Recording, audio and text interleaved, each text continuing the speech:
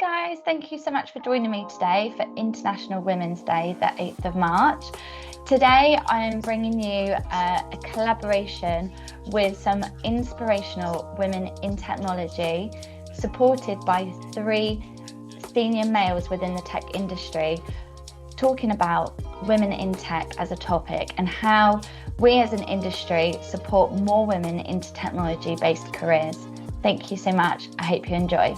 Hi guys, thank you so much for joining me today. As you're aware, we have joined to address the topic women in tech and what can be done between us all to inspire the next generation and put food for thought into leaders' brains around how they can support women in their business. I've got a fantastic selection of you, and I thought we'd start by doing some introductions.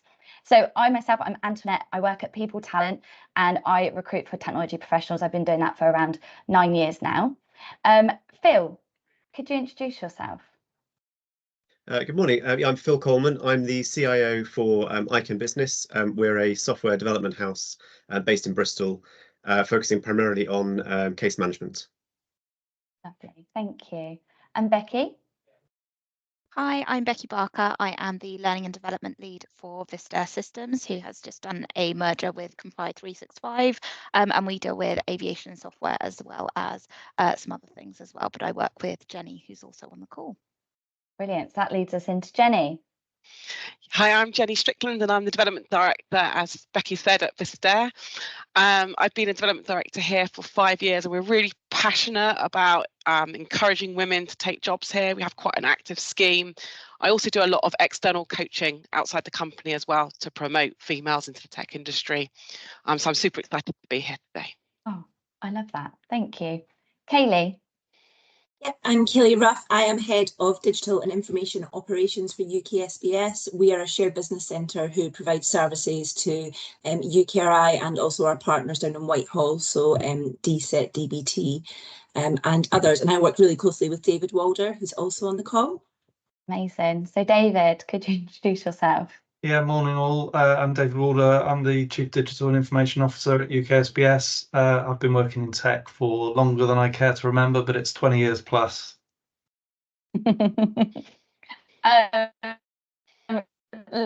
Liz. Hi, I'm Liz Coughlin, Head of Technology Services at English Heritage. And we look after over 400 historical sites in England, and the charity is underpinned by a wide range of technology solutions that my team supports. Fantastic. Mike? Yeah, hi, I'm Mike. I work for Chorus, who are a managed services provider, managed security services provider based in Portishead, just outside of Bristol. I've been with the company for about 14 years and we've had a lot of growth during that time. So it's interesting to see the workforce change and the diversity within Chorus as a business. So yeah, good to see you all. Thank you. And Nicole?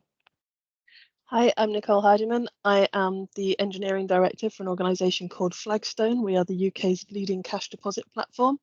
Also outside of work, I'm one of the co-founders of Swindon Inclusion and Diversity Network. So ED&I is absolutely core to everything that I do. So yeah, more women in tech, that's what we need.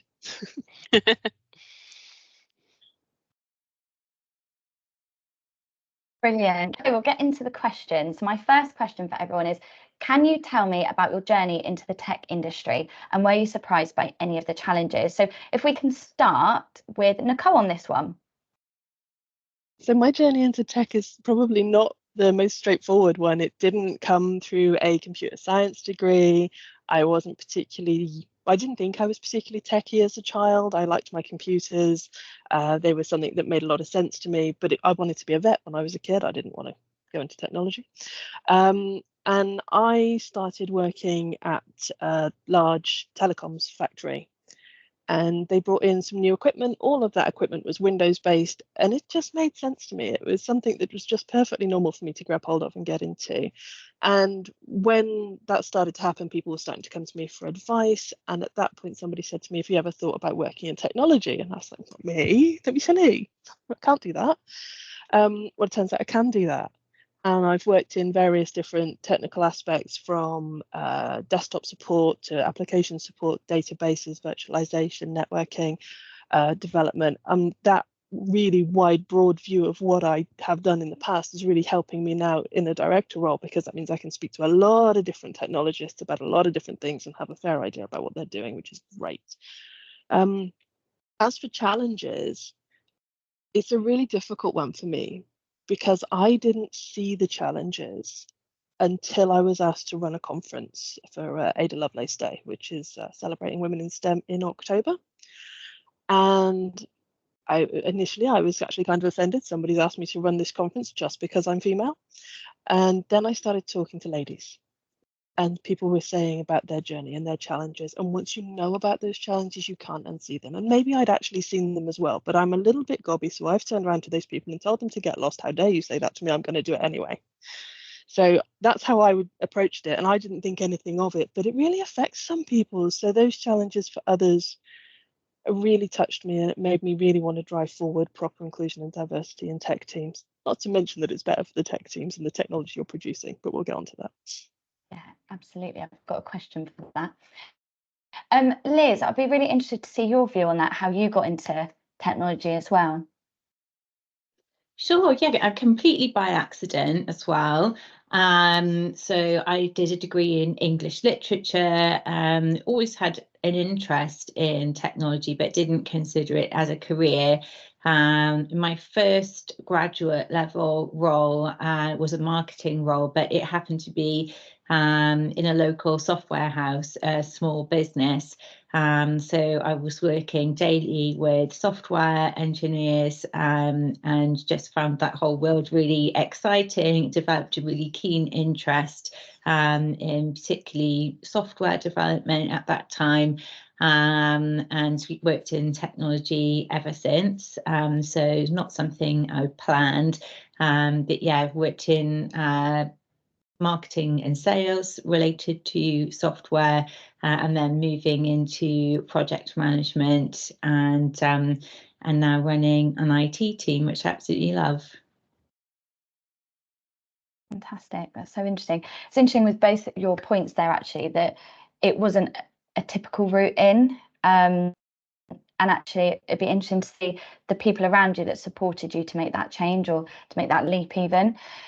So I guess my next question would be around the challenges. So we've touched on it, but what challenges have you personally faced as women in tech, and how did you ever overcome them? So Kaylee, I'd really like your view on this. Yeah, so very similar to Nicole, she touched on the point that actually potentially, maybe not personally, I've kind of, viewed these challenges, but actually after speaking to lots of women in tech, it's very much, aware that there are challenges that are out there. Sometimes I just feel like women are overlooked potentially in tech roles. They're not valued as that kind of professionalism with the respect. They're potentially not that SME as the equivalent to their peer, who may be, male or another counterpart that's in the same team.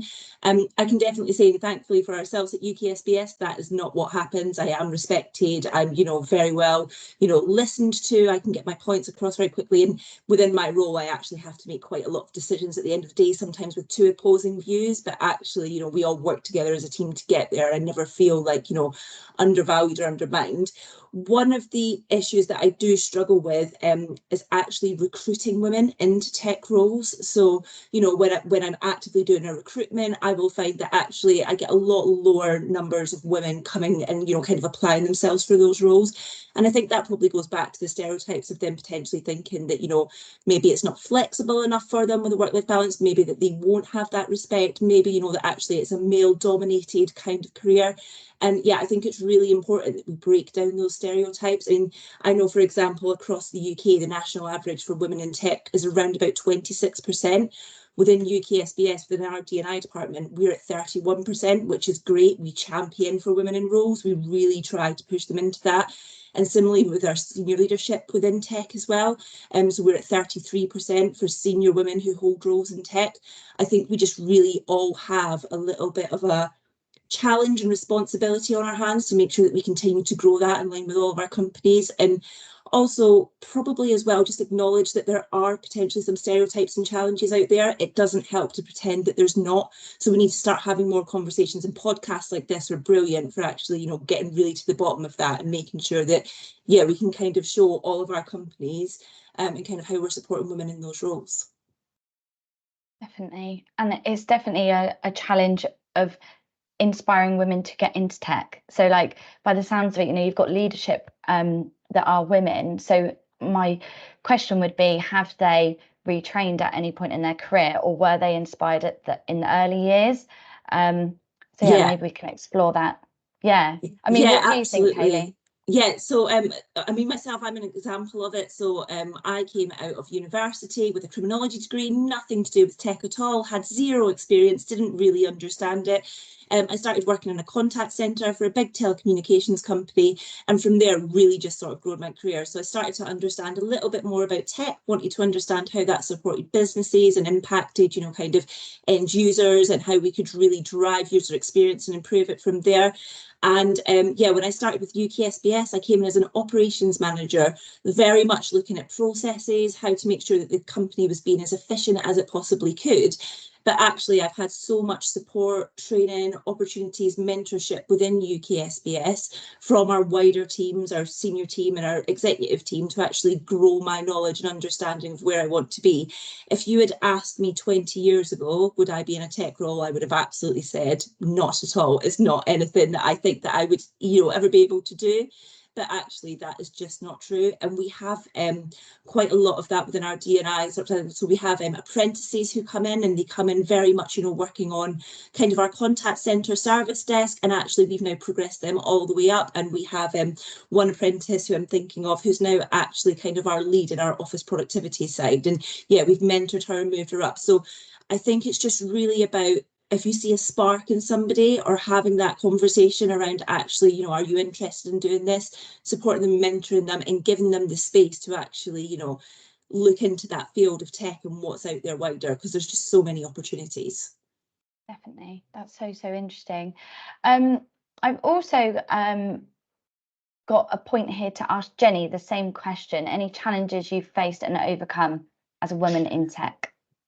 Yeah, so my answer is probably a bit different, because I've come very traditional route. I did a computer science degree, went through very traditional, and I've had hurdles at nearly every single part of my career, especially as someone that is very confident, like outgoing, quite loud.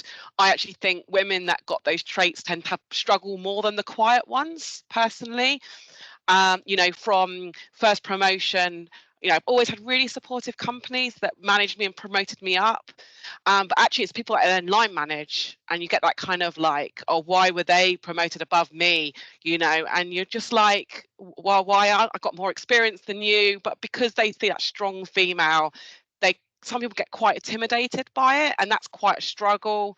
For me, I've also been in meetings where I've got totally blanked, like just ignored, for me in a room of 15 men and me, and just basically got ignored. I just ended up just walking out.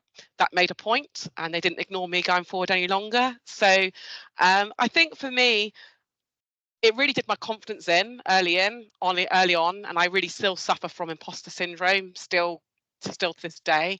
But the thing that really helped me overcome it is pick companies that support you, pick companies that got the right culture, that will help you grow, that will help you embrace kind of your differences, get good support network. You know, my family carry me through it all, and you know, friends do, even my colleagues.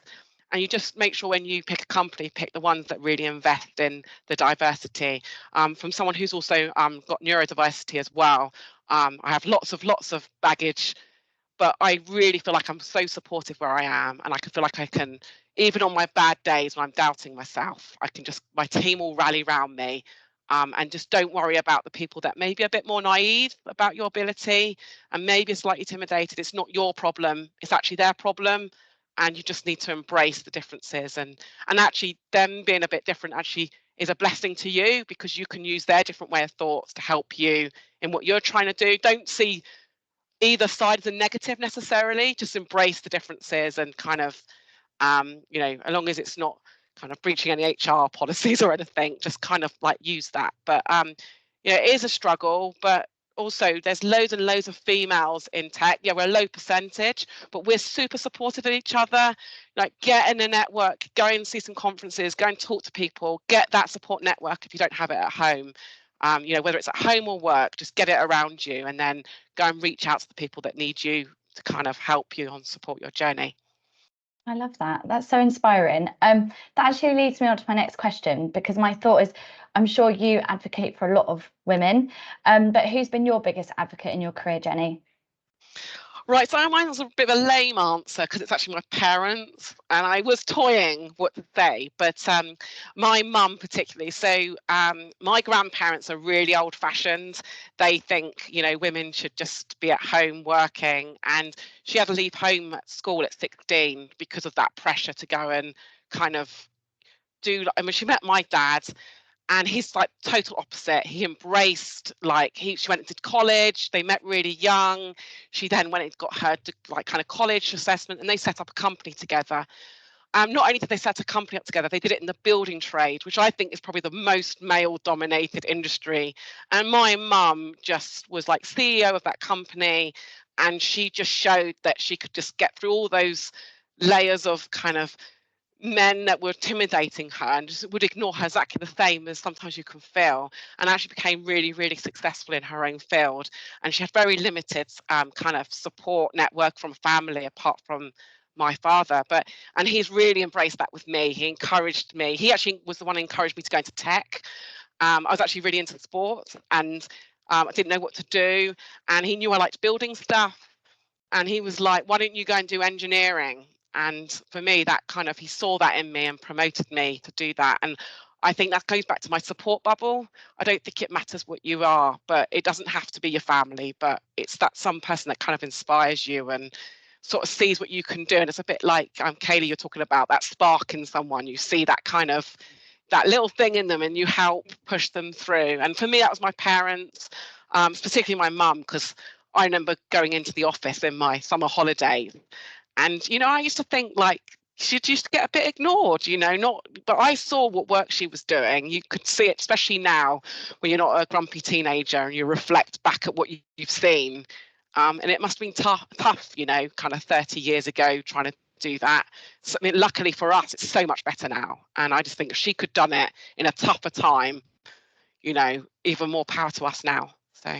Yeah, and Jenny, so you're just saying that how it's so much better for us now, but I'm really hopeful that for even the younger generations, especially the younger girls coming up as well, that's even going to be even easier. My 8-year-old daughter is now a whiz at coding. She learns that at school, and tech, and just the things that she can pick up so quickly. And I'm really passionate actually about all three of my children seeing me as a woman in tech and a working mum and what can actually be done there. And I think that, you know, those types of barriers are also now being broken down a lot easier for this younger generation that are coming through as well. So I've got lots of hope that it'll be a lot easier for them moving forward. 100%, Hayley. I've got 2 kids as well. I've got a 10-year-old girl, and I can already see what I'm rubbing off onto her. Like, she can see it, and you know, I'm a full-time working mum, and she sees the sacrifices, but she also sees the positivity of it. And yeah, totally on it. And also, the only thing I've got concerns about is they're probably better coders than I am already at 10. So I'm a little bit worried that I can't keep up. But no, 100%. I think the work schools are doing now with STEM, and, you know, just not even just in technology, but everything, is just so empowering for the young next generation. Love that. Thanks, guys. So next question: how can we challenge and break stereotypes about gender roles in the tech industry? So we've touched on this quite a bit. Phil, I'd love your view on it, actually. A bit different to a female. Yeah, I mean, it's really interesting hearing what everyone was saying there. It may kind of have had lots of little kind of sparks of things that that resonated. I mean, I started out as a in a grad scheme for John Lewis, and I hadn't really realised it at the time, but that actually shaped a lot of how I see kind of what I value in terms of now that I'm kind of getting into recruiting people for growing teams, what have you. That what's important, and similarly, I also worked for a university for a few years, and one of the things I had there was I was on the IT side, but I had insight into the students themselves, and trying to kind of not just on the computer science kind of courses, but other courses to get them to realise that IT was a kind of a potential career, the types of roles. It wasn't just you had to do the computer science, get into coding, and then kind of work your way through. Actually, there were so many different entries into it. And just kind of, yeah, back to when I started, we had an intake of about kind of a dozen or so people, and it was about 50-50 split between kind of men and women, from all sorts of backgrounds. We had kind of archaeology degrees and kind of history and maths and all sorts. And what was really interesting was the what was the most value wasn't on the kind of the skills that you have, but it was more about the way that you think, the kind of attitude. And just going back to what Jenny said there around, actually it's the values and how you work with other people and all those sorts of things that are much more important. You can teach people the kind of the coding and what have you. So actually it's opening up the potential for IT as a career, not just the single path that you have to go through to get there. And so actually you might be interested in lots of things, but still want to kind of get into IT as a career. For an employer, the challenge though is actually getting people to take note of the applications that you put out there, the adverts you put out there. So actually kind of that's the hardest bit, and that does go right the way back to teaching it in schools, so through STEM, through universities and what have you, and those alternative routes.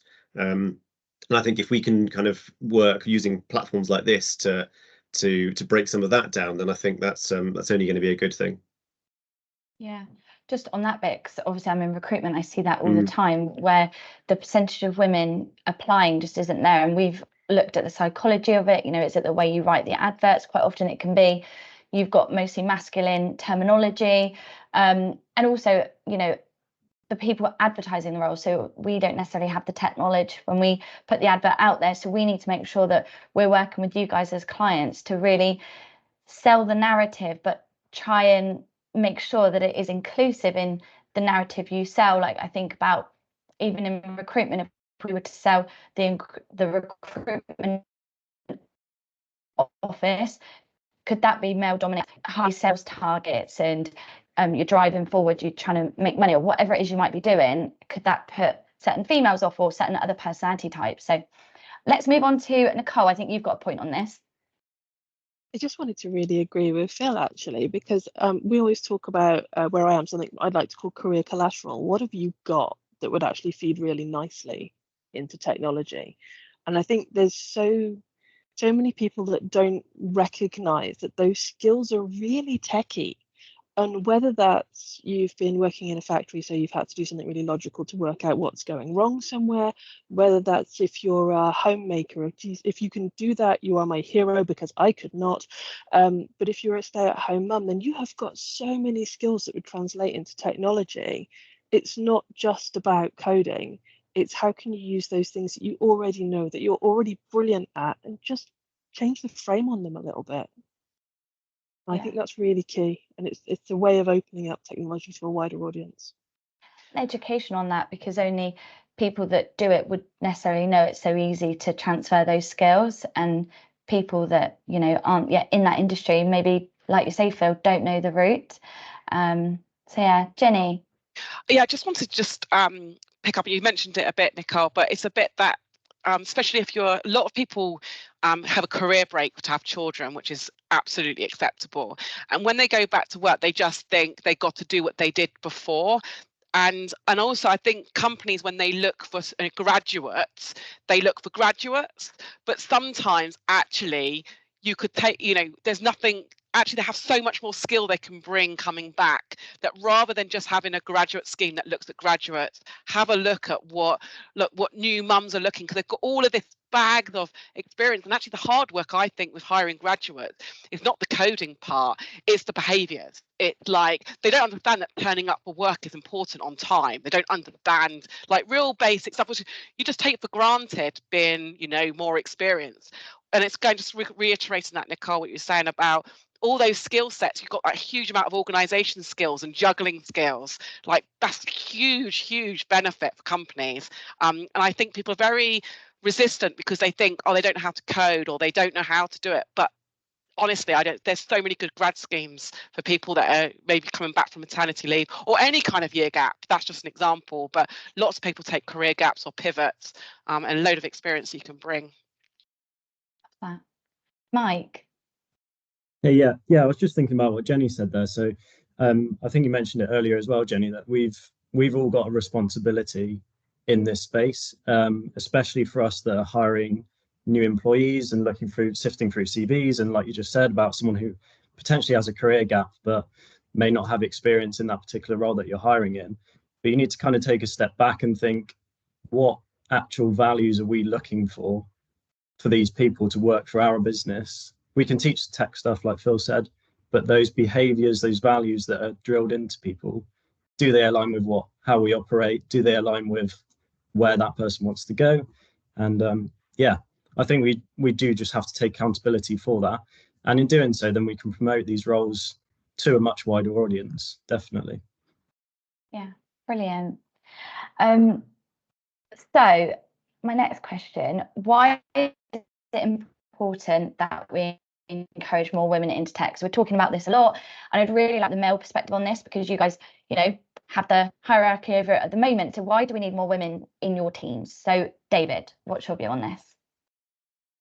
I think it's building on the points that were said before. So if I was building a team from scratch now to do, I don't know, whether it was a project team or anything else, I'm not looking for, I'm not looking at gender, I'm not looking at ethnic origin, I'm looking at the capability of the person. And as much has been said before, it's not necessarily always about the tech skills, it's about the rounded individual and what they can contribute to that team. And the thought diversity within that team as well, and that's where I think we should embrace both, whether that's women or people from different backgrounds is so important. So the first thing I'm looking at is the individual, regardless of that. I think one of the reasons why potentially women don't come into tech or think they can is a confidence thing. So I think men are just more.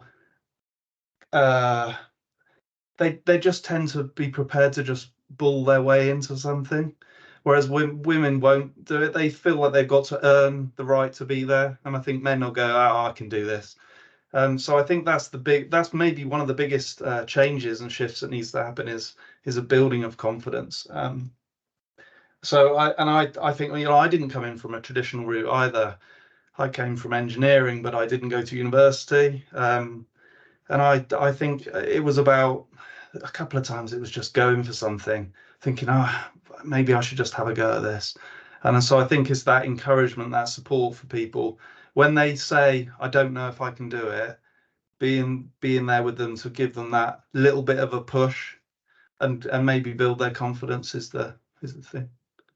Yeah, and David, I've just said that I think it's really important to actually have a mixed team, and that's kind of mixed genders and mixed backgrounds, so you get all the different life experiences, so you've got the parents in there, you've got the ones fresh out of university or graduate roles, you have people with different cultures and different backgrounds, and actually that makes for a more well-rounded team who can deliver the project or the tech or whatever it is to the best of the ability for the company and also for the clients that we serve. It's very easy just to always potentially sometimes go to your people who you would always go to. So, I've had examples whereby we're kind of doing a project, it's kind of like, well, that's the SME, that's the best person. But I think we also have, as senior leaders, part of our responsibility to think, well, yeah, we could do that, but actually should we branch out a little bit further as well and include some other people, including women in tech, that maybe potentially haven't had that chance before, because they can bring different aspects to it, different points for you to think about that, hands up, I might not have actually thought of. And so I really value everyone's input in that team to make sure that, we get the outcome that we're looking for. And just coming back on, so so often I look at some of my IT teams, and when they're more traditional IT teams, all men, people that have come through an IT background, all coders. Often it needs a strong personality, and often that'll be Kaylee in there to actually organise them and get them to do something, because otherwise they'll just get stuck in the weeds of whatever they're doing. They don't communicate within the team effectively. They certainly don't communicate very well outside of the team.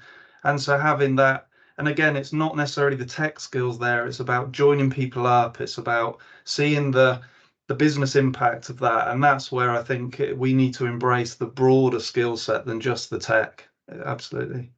Not to say that women can't do the deep tech stuff as well, because they absolutely can. But I think it's about those natural tendencies, and it's about the behavioral diversity, the kind of thought diversity, not necessarily about the gender, but you just tend to have, women tend to be better with people. They tend to be more have better empathy. They tend to be better communicators.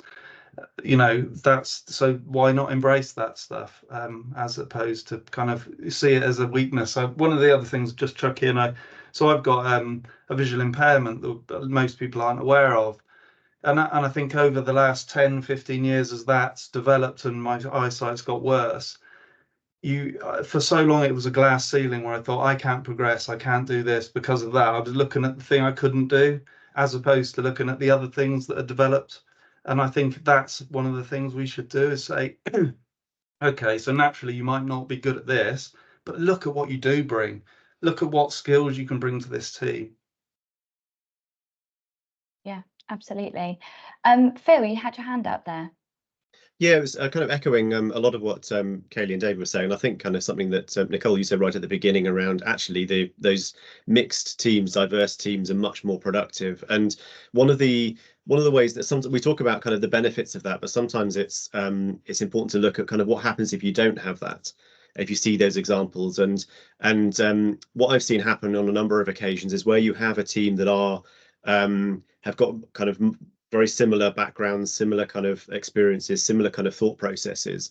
There's a risk there that you jump over things because you're all assuming the same thing, and you might have all the knowledge there, but because of that, without realizing it, you're blind to something, and therefore you end up going down a different path because you haven't got someone else, a different perspective, a different kind of challenging voice, saying, well, what about this case? What about that? And it's not necessarily about the level of technical skill or the level of experience that you've got.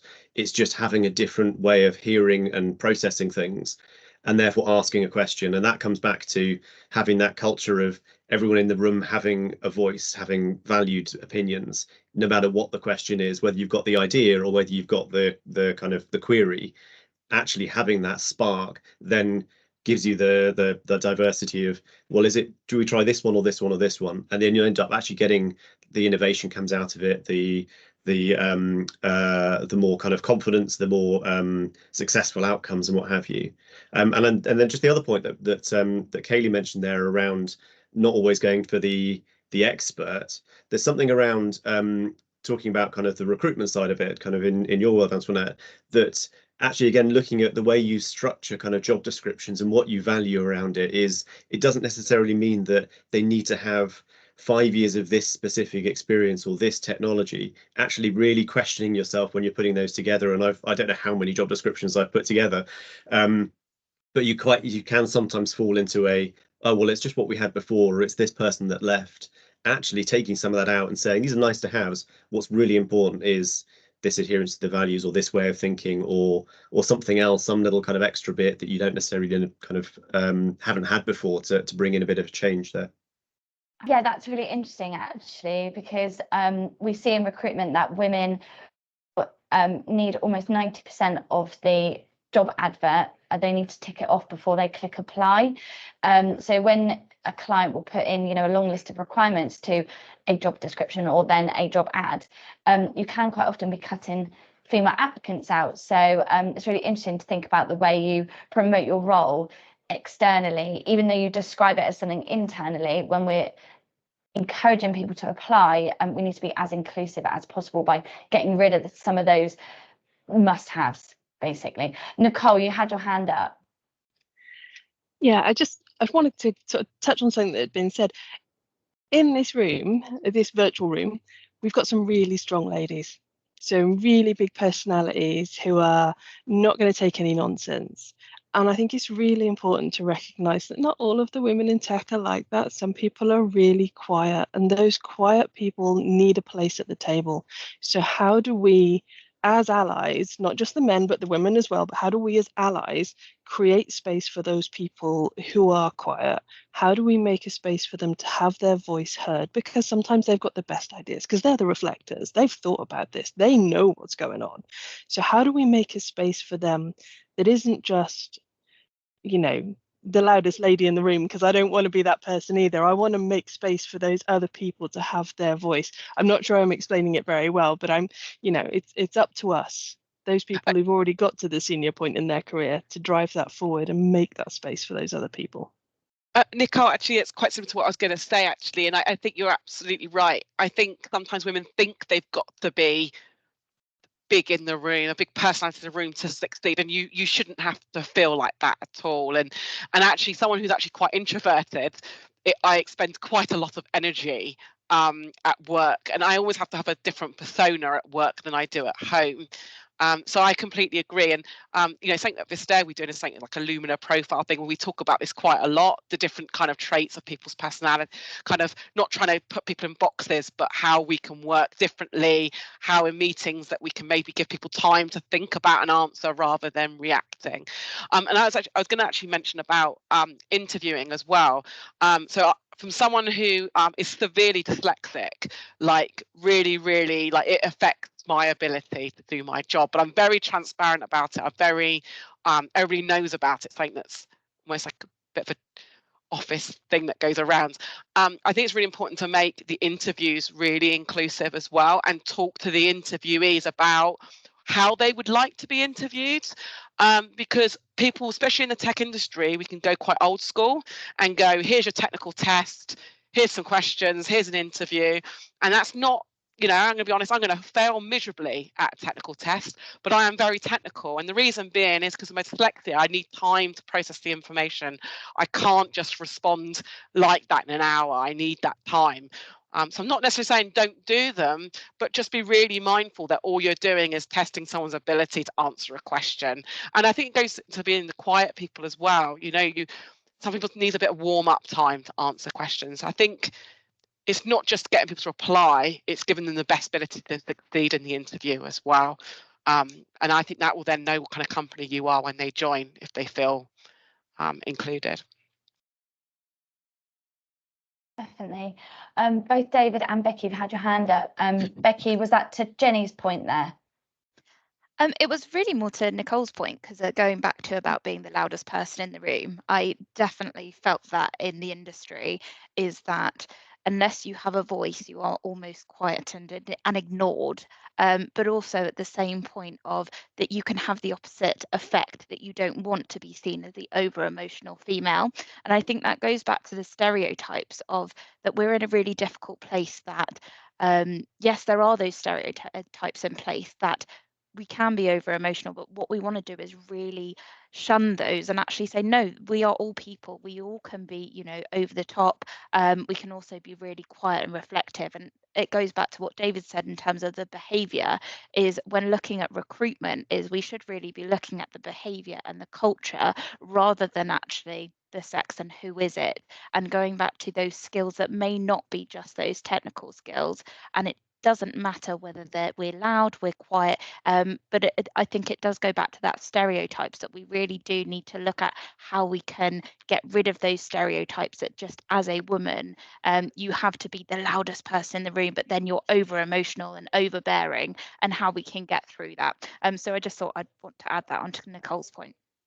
That was brilliant. Yeah, really, really helpful. David? Yeah, it was similar, and it was coming in again on Nicole's point, because I think, ironically, I think strong women and people that are more vocal and more confident, like yourselves, may actually put other women off without realizing, because those quieter women will look at you and go, I'm not one of those. I'm not a really confident, loud person, so I haven't got there's no place for me in tech, which is completely wrong. But they might do that. And I think I was going to also observe that it's not necessarily, I think some of the things we're talking about isn't just women in tech, it's women in leadership. And I think I think particularly in leadership, people see being vocal, being very confident is really important. And I guess you do have to hold your own, because it is, you know, but that comes over time, and that's about experience and building that. But most people in tech that I work with, they're not that, they are quite introverted anyway. So I think very deep technical people tend to be quite introverted. So I think that I want to draw out that it's probably the leadership side of tech that we're talking about when we talk about that confidence. And I do think there's I think maybe we all try and overcompensate. People that overcompensate lose their impact. And so I think if I was given advice to anybody about how do you make sure you're listened to, it's think about what you say, maybe less is more, and make sure you make a really good point once in the meeting, and somebody will remember that rather than overcompensating. So true. Mike? Yeah, I just had a thought thinking back to I think we mentioned when we're interviewing people or even promoting within or coaching individuals to really progress. And something that sort of stuck with me from a leadership course that I'd previously done is that you can naturally have that sort of like me bias about certain individuals. Like if they're like me, then I think they're great. But it's really trying to steer away from that and obviously get people who are not like you into the teams and make those teams more diverse. So I think that's really useful to be aware of, especially in interviews, like you said, Jenny, asking the person how they'd like to be interviewed, because it's not necessarily going to be the default way that I would have run things potentially. So yeah, I think that's just a useful thing to be aware of. And I think there was an exercise, think of 5 to 10 people that you can really trust, that you can really share any secrets with, any life events, anything like that. And the 5 to 10 people naturally are going to be people that are quite a lot like you. So you really need to try and break that down, and potentially it's going to be better to speak to someone who's not like you, and they'll give us a different side of the story and a different way of working. So yeah, I think it's a good one to be aware of. That's so interesting. I've seen it before where leaders will map out their teams and their personality types and try to bear that in mind when they hire again to get that diversity of thought. Phil, you had your hand up. Oh, I think Nicole has before mine. Oh yes, of course. Nicole, Sorry. you go. I was going to say about sorry, I've got tea delivered. I will grab that first. That's allyship. I was going to say about when we're in those interview situations as well, I think that's really important to be really clear up front about what somebody's expecting. And I think the other thing for me is role modeling that you can be somebody who is outside of the norm. You know, Jenny's been really open with us and told us that she's neurodiverse. I'm also neurodiverse. I work in an organization where I'm really happy to have sat down and said to people, you know, this is what this experience is like for me, and it's okay if you have that experience as well, and we want you to come in and, you know, just bring your whole self to work. You don't have to hide that bit of you, bring it in, we want to see it. And I think that really leads towards that diversity of thought piece, and whether that's gender or neurodiversity or LGBTQIA+, however that works, it's really important to have that blended team. And I think in technology, the easiest thing to point to is gender, and I know it's International Women's Day, that's what we're talking about, but it's the widest variation of people that you can get in a team. And you have to remember that there's also intersectionality, which means you're not just that one trait. So I'm female, but that doesn't mean that's all that I am. So it's just really important to drive all of that through as well. Yeah, that's such a good point. You're right, we're more than just our sexuality or gender. Phil, your point.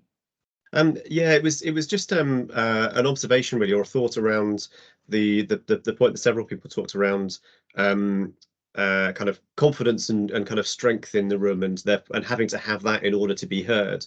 And we talk a lot about that around kind of on the individual, the responsibility for them, kind of, well, you need to be more confident to speak up, to get your voice heard and things.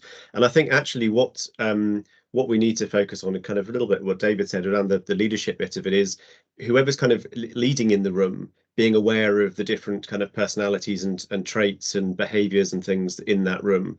And it's partly that comes down to kind of knowing your team and how they like to work. And I can't remember who it was saying that the kind of less confident, the quieter ones are more reflective. Actually, it means that they take longer, but therefore you need to bring them in at the right point. And I think it comes down to a bit of that. You don't always have the person at the head of the table to kind of pass the stick around who's going to speak, but you need the kind of the concept of that amongst a team to kind of make sure that people are getting a chance. It's not putting someone on the spot who doesn't have anything to say just for the sake of it, can actually almost be worse.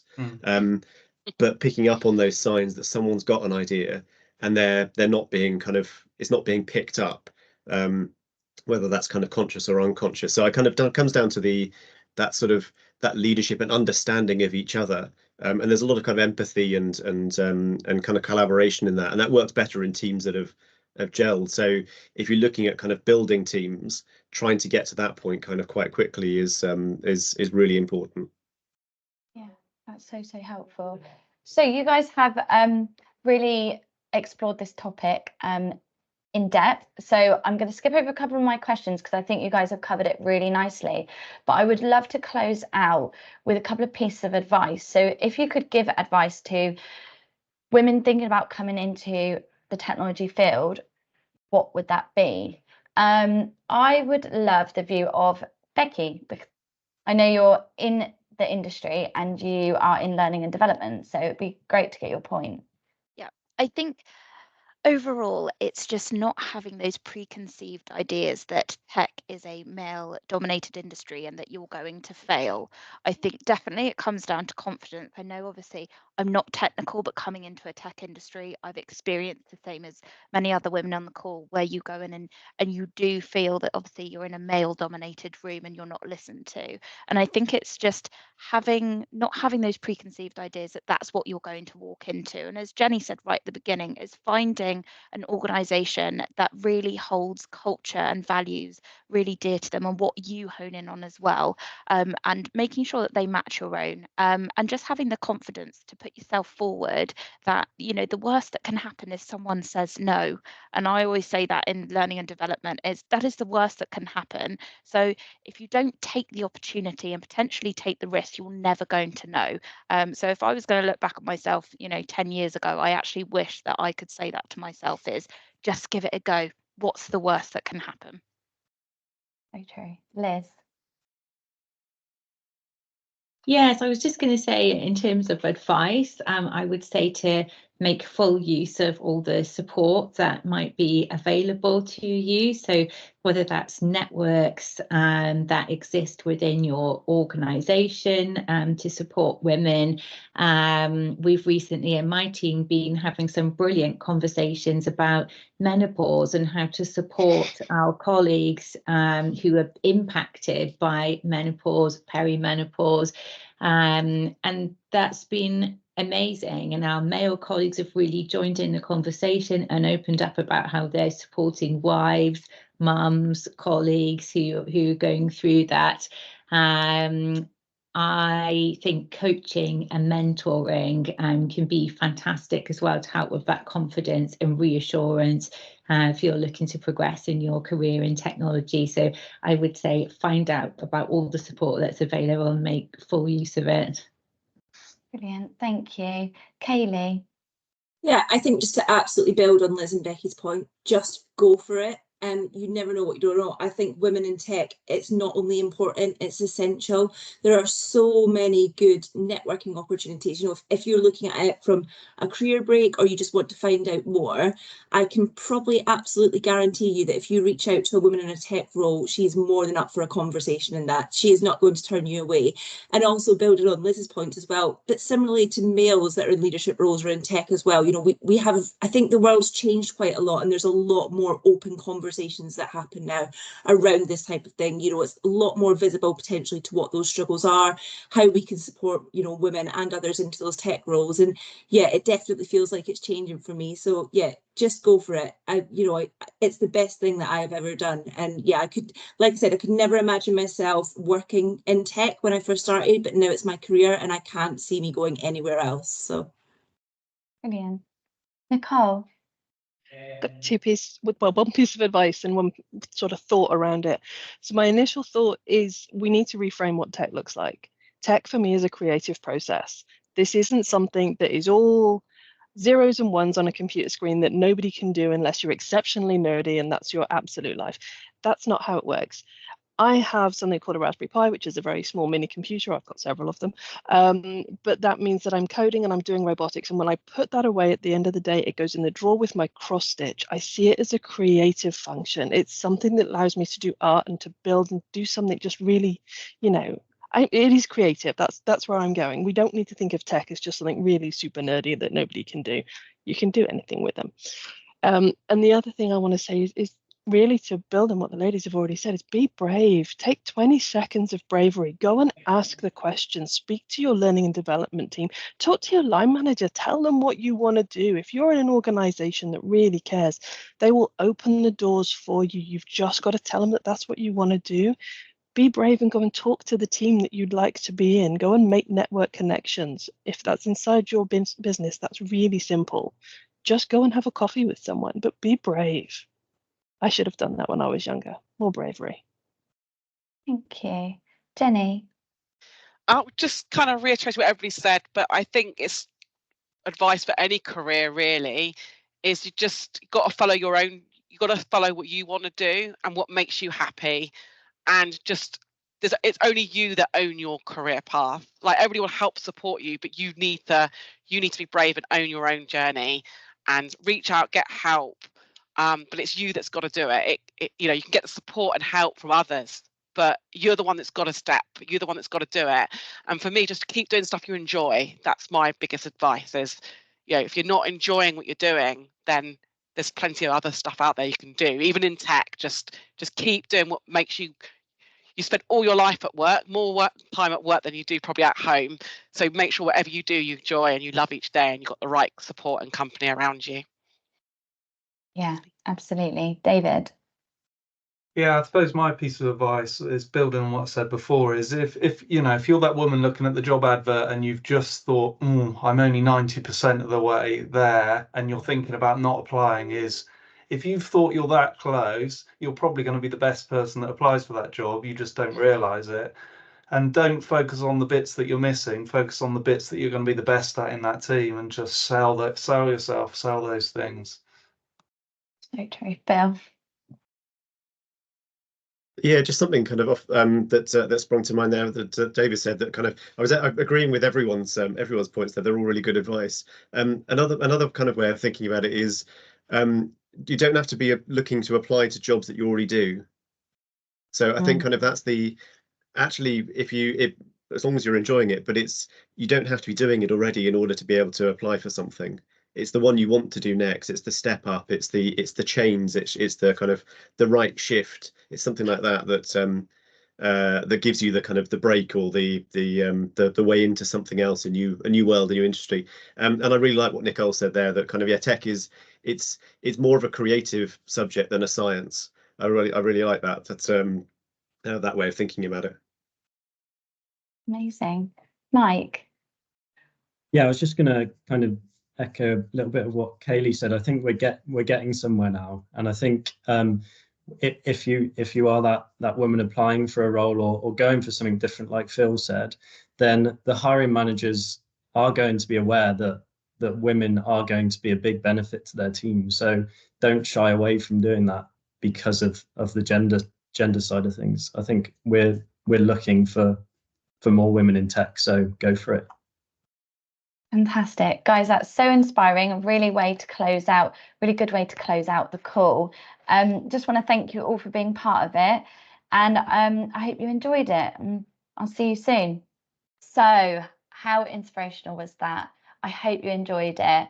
Some of the takeaways for me that we explored in that discussion include educating females in school years. So giving them the tools, the education, the information that there are so many different routes into technology, and it might not just be the typical coding route. So definitely empowering young females with that information.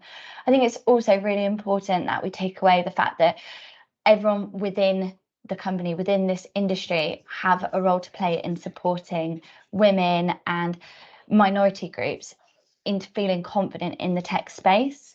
And aside from that, I think the lasting words that we had from Nicole, Kaylee, Liz were around just having the confidence to do it, take the leap of faith. I think Phil also seconded that by saying, you know, have the confidence to apply to that job.